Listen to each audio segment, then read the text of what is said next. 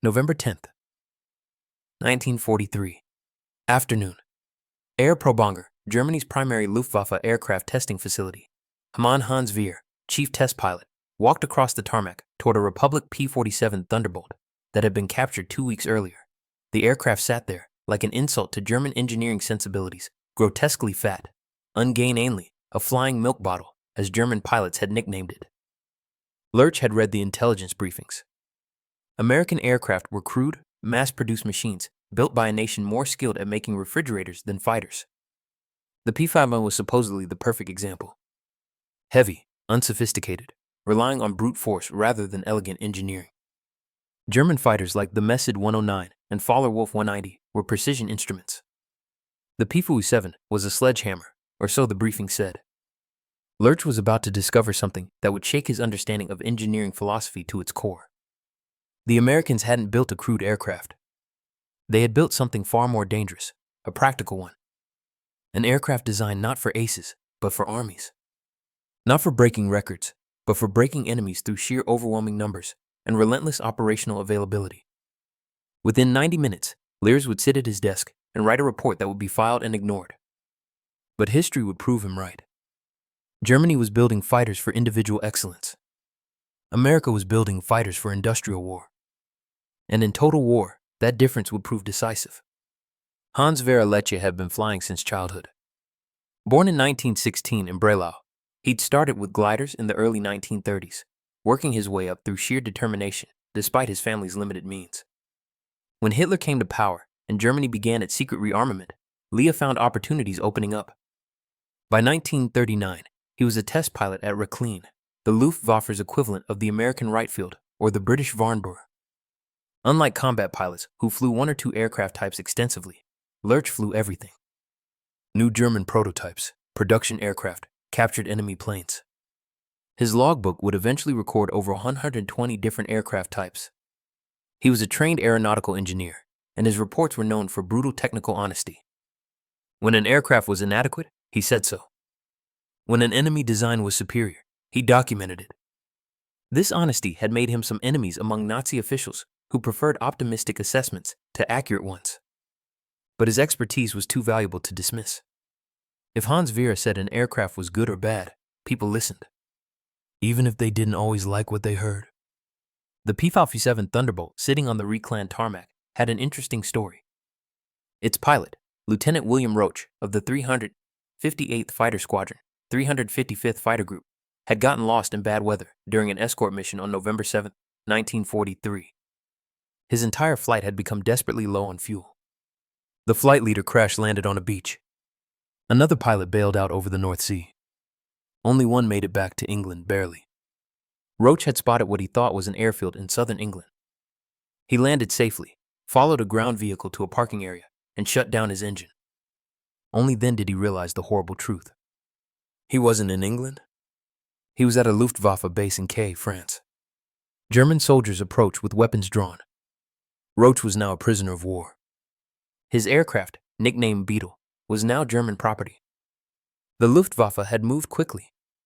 Allied fighters prowled the skies, strafing any valuable target.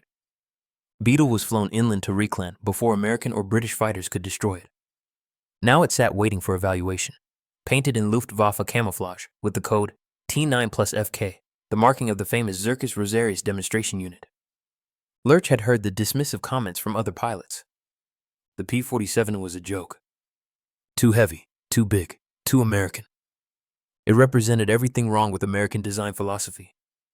Crude, unrefined, relying on massive engines to compensate for poor aerodynamics. But Lerche had learned not to trust first impressions. He'd flown enough captured Allied aircraft to know that British and American engineers were highly competent. If they'd designed an aircraft this way, they had reasons. His job was to understand those reasons. As he approached Beetle, he noted the sheer size. The radial engine was enormous, the fuselage built around it like a barrel. The landing gear was thick and robust. Everything about the aircraft screamed heavy. German fighters were sleek, elegant, optimized for agility and performance. This thing looked like it had been designed by shipbuilders, not aircraft engineers. Lerche began his walk-out inspection. The construction quality was immediately apparent. Clean welds, precise panel gaps, high-grade materials throughout. This wasn't crude manufacturing. This was sophisticated mass production. And there was a difference. The aircraft had been built to tolerances that German factories, increasingly stretched thin by the war, were struggling to maintain. Lerche climbed into the cockpit and immediately understood why German pilots had been complaining. The cockpit was huge, absolutely enormous compared to the cramped confines of a Bf-19. A German pilot accustomed to his aircraft fitting like a tight glove would feel lost in all this space. But as Lerche settled into the seat, he realized something. This wasn't a flaw. This was deliberate design. In a Bf-109, Lerche had to crouch to avoid continually banging his head on the canopy. The cockpit was so tight that instrument access was difficult, and long missions were physically exhausting. German engineering philosophy prioritized performance. If pilot comfort suffered, that was acceptable. The P-47 cockpit was comfortable, not just adequate, but genuinely comfortable. The seat was well padded. There was room to move, to stretch, to adjust position during long flights. The canopy was high and clear, providing excellent visibility. Everything was within easy reach without straining. Lerche began examining the instruments and controls. Here was something remarkable. The instrument panel used color coding. Red and green sections marked acceptable operating ranges for the engine. A pilot could monitor engine status at a glance without reading the actual numbers. Then L understood why. According to intelligence reports, American fighter units included pilots from multiple countries. Free French, Polish, even some pilots who barely spoke English. The color coding meant that a pilot who couldn't read English could still operate the aircraft safely. Green meant good. Red meant danger, universal, and intuitive. It was brilliant. Not from a pure engineering standpoint, but from an operational standpoint. German instruments required precise understanding of specifications and limits. The P-47 was designed so that a pilot with minimal training could operate it safely. This wasn't crude engineering. This was inclusive engineering design that acknowledged human factors. Lerche continued his inspection. The control layout was logical and well organized. The throttle, mixture control, and propeller pitch were all grouped together on the left side. The fuel system controls were clearly labeled. Everything was designed for ease of use. German fighters were designed for expert pilots. The Bf-109 was notoriously difficult to handle on takeoff and landing with a narrow landing gear that made ground loops common. It took skill to master. The Luftwaffe accepted this because their training program produced skilled pilots. But Lerche knew that by late 1943, the Luftwaffe's training program was collapsing. Fuel shortages meant new pilots received minimal flight time before being thrown into combat. The elaborate training that had produced expert pilots in 1939 and 1940 no longer existed. Germany needed aircraft that novice pilots could fly safely, but they were still building aircraft for aces. Lerche went through the pre-flight checklist. The manual was clear and comprehensive with step-by-step procedures. German manuals assumed pilot expertise. American manuals assumed pilot ignorance and explained everything in detail. He started the engine. The Pratt & Whitney R280 Double Wasp roared to life with a distinctive sound. And then Lerche noticed something that would become a recurring theme in his evaluation. The engine ran smoothly, beautifully smoothly. He'd flown enough American aircraft to recognize this pattern. American engines were consistently smooth and reliable. German engines, particularly late in the war, were increasingly temperamental. Manufacturing quality varied between factories. Replacement parts didn't always fit properly. Engines that ran perfectly when new developed problems after minimal use. The R2800 idled like it could run forever. No vibration, no rough spots, no concerning sounds, just smooth, powerful operation. This was mass production at a level Germany couldn't match. Building one perfect engine in a laboratory was one thing. Building thousands of consistently reliable engines was something else entirely. Lerche received clearance and taxied toward the runway. Here was another revelation. The P-47's landing gear was broad and robust. The tail wheel locked into place, keeping the aircraft tracking straight. Taxiing was easy, visibility was good, and the aircraft felt stable. In a Bf-109, ground handling was a constant challenge. The narrow landing gear made the aircraft unstable. Visibility over the nose was poor. Inexperienced pilots frequently ground-looped during taxi or landing, damaging the aircraft even without enemy action. The Luftwaffe accepted these characteristics as the price of high performance. The P-47 was designed to be operated from rough forward airfields by pilots of varying skill levels. The robust landing gear could absorb hard landings. The good ground handling meant fewer accidents. In his memoir, Lerche would later write about forgetting to lock the tail wheel once and nearly ground looping, but catching it just in time. The fact that he could catch it, that the aircraft was forgiving enough to save, would have been impossible in a Bf-109. Lerche lined up on the runway and advanced the throttle. The acceleration was impressive. The massive engine pushed the heavy fighter forward with authority. The takeoff run was longer than a German fighter, but not excessively so. The aircraft lifted off smoothly, and Lerche retracted the landing gear. Climbing to altitude, Lerche tested handling characteristics. The P-47 was not agile in the German sense. It didn't turn tightly. It didn't have the instantaneous response of a Bf-109 or FW-90, but it was stable, predictable, and solid. Lerche experimented with the flaps at safe altitude. As he'd noted in his memoir, the hydraulic system worked smoothly. Everything functioned as designed. There were no quirks, no unexpected behaviors, no systems that required careful management. This was the pattern emerging. The P-47 wasn't the most agile fighter. It wasn't the fastest at low altitude. It didn't excel in traditional dogfighting, but it was competent in all areas, reliable in all systems, and forgiving of pilot errors. German fighters were temperamental thoroughbreds. The P-47 was a workhorse, and Lerche was beginning to understand that in industrial warfare, workhorses won. At altitude, L tested performance. Above 15,000 feet, the P-47's turbo supercharger came into its element. The aircraft accelerated smoothly and maintained power where German fighters were gasping in the thin air. The dive performance was impressive. The roll rate was excellent for an aircraft this size. Lerche flew for about 90 minutes, putting the Thunderbolt through various maneuvers. The aircraft never surprised him negatively. Everything worked as it should. The engine never faltered. The controls remained responsive. The systems remained functional. And that was when Lerche understood the deeper truth. The P-47 wasn't designed to be the ultimate fighter. It was designed to be the ultimate operational fighter. There was a difference, and it was profound. German engineers designed for peak performance. American engineers designed for sustained operations. A Bf-109 in perfect condition, flown by an expert pilot, might outperform a P-7 in a dogfight. But how often was a German fighter in perfect condition? How often were pilots experts? How often could mechanics perform the precise maintenance required? The P-47 was designed assuming that maintenance would be performed by mechanics of varying skill levels, using parts from different production batches under field conditions, possibly under enemy fire. It was designed assuming that pilots might be tired, stressed, wounded, or undertrained. It was designed assuming that aircraft would take battle damage and need to keep flying. Every design decision made sense once Lee understood this philosophy. The robust construction, the forgiving handling, the intuitive controls, the reliable engine, all of it served operational availability. Lerche returned to Reclan and landed. The landing was straightforward. The robust landing gear absorbing the touchdown smoothly. He taxied back to the hangar and shut down the engine. Ground crew members gathered around eager for his assessment. What did he think of the grotesque American fighter? Lerche climbed out and stood looking at the aircraft for a long moment. Then he said something that surprised them. "It's the best designed operational fighter I've ever flown." The mechanics looked confused. Best designed? It was huge, heavy, inelegant.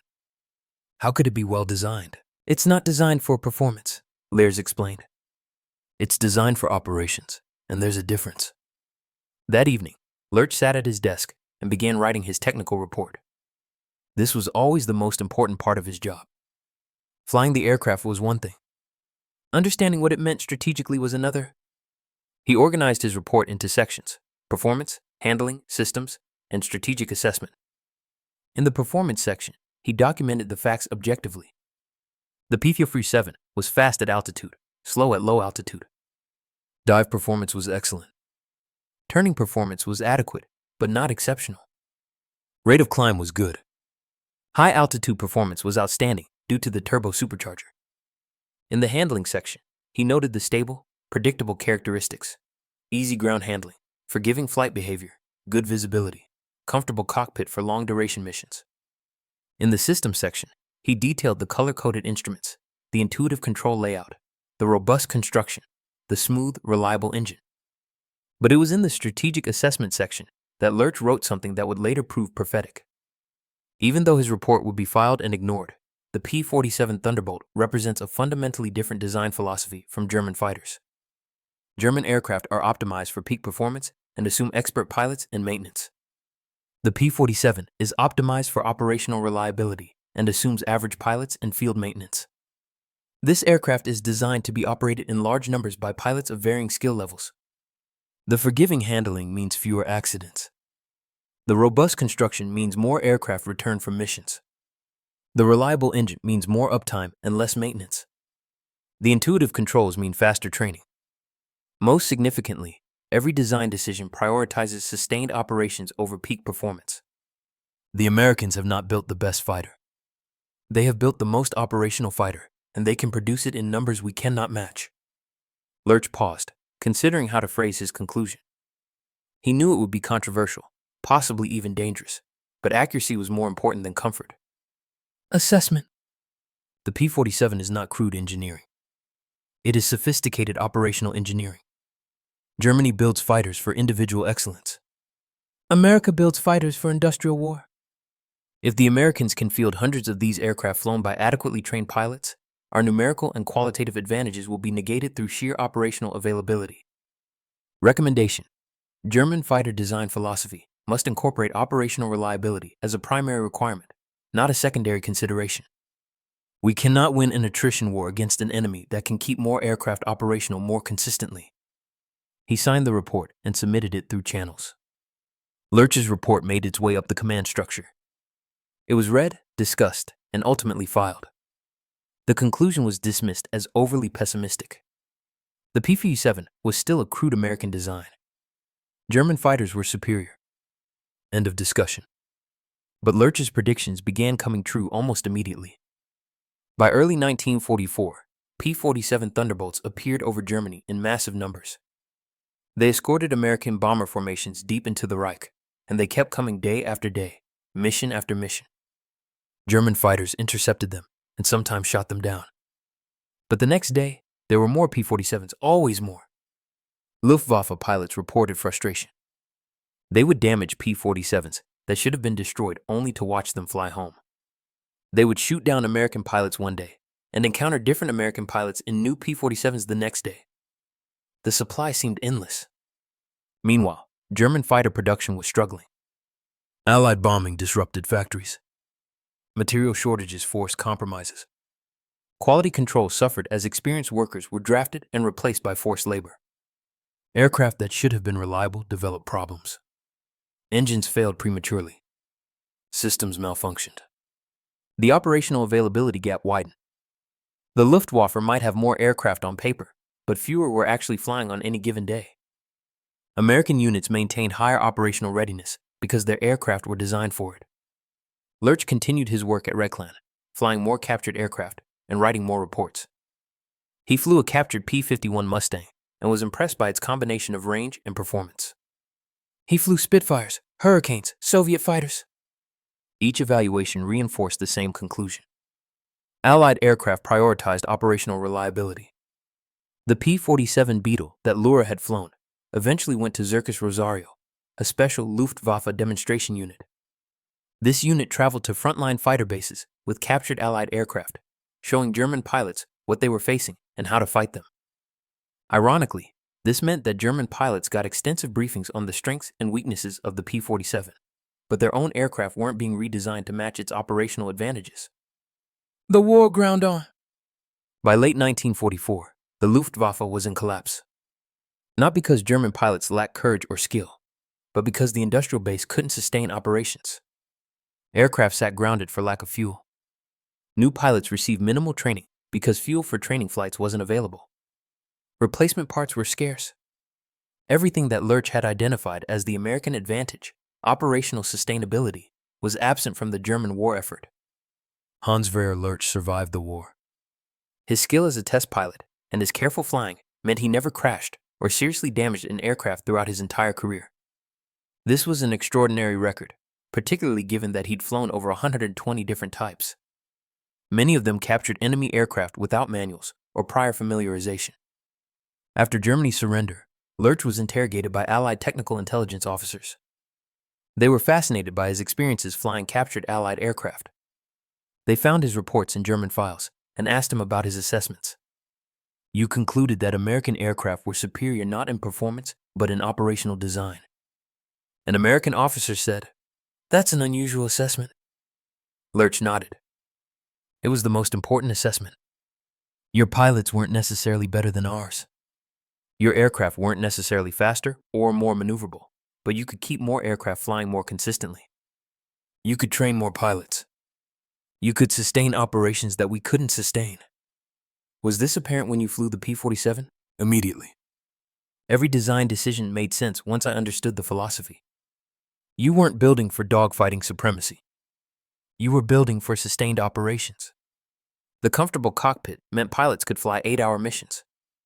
The forgiving handling meant fewer accidents. The reliable engine meant less maintenance downtime. The robust construction meant battle-damaged aircraft returned home. Did German leadership understand this? Lerche laughed bitterly. My report was filed. The assessment was that I'd been demoralized by flying the enemy aircraft and had lost my objectivity. German engineering was superior.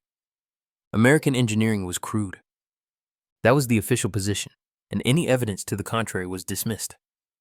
If Germany had adopted American design philosophy, would it have made a difference? Lerche considered the question carefully. By 1943, probably not. Germany's industrial base couldn't match American or Soviet production, regardless of design philosophy. But if we had prioritized operational reliability from the beginning, our fighters would have been more effective throughout the war.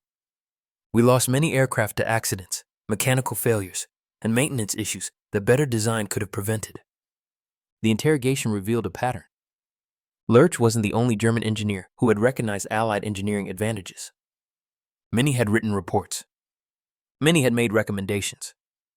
All had been ignored because the conclusions contradicted Nazi ideology about German superiority. The final production numbers told the story. The United States produced over 15,600 P-47 Thunderbolts during the war.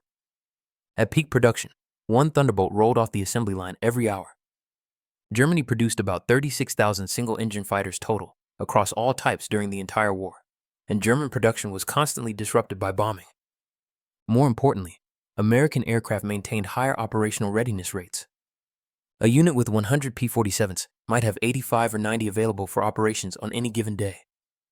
A German unit with 100 fighters might have 60 or 70 available, with the rest grounded for maintenance. Lack of parts or fuel shortages. The multiplication was devastating. More aircraft produced times higher availability rates, times better sustainability, equaled overwhelming numerical superiority at the point of contact. In his later years, Lerche wrote his memoir, Luftwaffe Test Pilot, Flying Captured Allied Aircraft of World War II. The book provided detailed accounts of his experiences, flying everything from B-17 bombers to P-51 fighters. His assessment of the P-47 included detailed technical observations and his famous quote about the comfortable cockpit compared to the cramped Bf-19. What makes Lerche's story important isn't just that he flew captured aircraft. Many pilots on both sides did that. What makes it important is that he understood what he was seeing. As a trained engineer and experienced test pilot, he could evaluate not just whether an aircraft was good or bad, but why it was designed that way and what that revealed about industrial philosophy. The P-7 Beetle that Lerche flew in November 1943 represented more than just one captured fighter. It represented a completely different approach to warfare. Germany approached World War II as if it were still World War I, where individual excellence and superior technology could win battles. America approached it as industrial war, where sustained operations and overwhelming numbers would win campaigns. German fighters were magnificent machines when they worked perfectly. The Bf-109 and F-90 were genuinely excellent aircraft, but when they worked perfectly became increasingly rare. Manufacturing quality declined. Maintenance became difficult. Parts became scarce. Fuel became unavailable. The P-47, by contrast, kept flying. It absorbed damage and returned home. It operated from rough fields. It could be maintained by mechanics of average skill. It could be flown safely by pilots with minimal training, and there were always more of them. Lerche had recognized this immediately. His report in November 1943 accurately predicted what would happen over the next 18 months, but his report was filed and forgotten because the truth was inconvenient. If you found this deep dive into engineering philosophy and design decisions compelling, make sure you're subscribed. History is full of moments where the obvious truth was ignored because it contradicted comfortable beliefs. Hans-Werner Lerche flew the P-47 Thunderbolt and immediately understood that it represented a superior approach to fighter design. Not superior performance, but superior operations. His reward was to be ignored and to watch his predictions come true, as the Luftwaffe was ground down by an enemy that could simply keep more aircraft flying more consistently. The lesson is timeless. In sustained conflict, reliability beats peak performance. Operational availability beats maximum capability. And design philosophy matters more than individual excellence. The P-47 wasn't the best fighter of World War II, but it might have been the best designed fighter because it was designed not for air shows or test flights or record breaking. It was designed for war. And in war, the side that can keep fighting longest usually wins. If you enjoyed this video and want to see more stories from World War II, make sure to subscribe to the channel. Your support helps us bring more forgotten battles, hidden histories, and untold soldier stories to life. And let me know your thoughts in the comments. What event or perspective would you like to see next? I read every comment.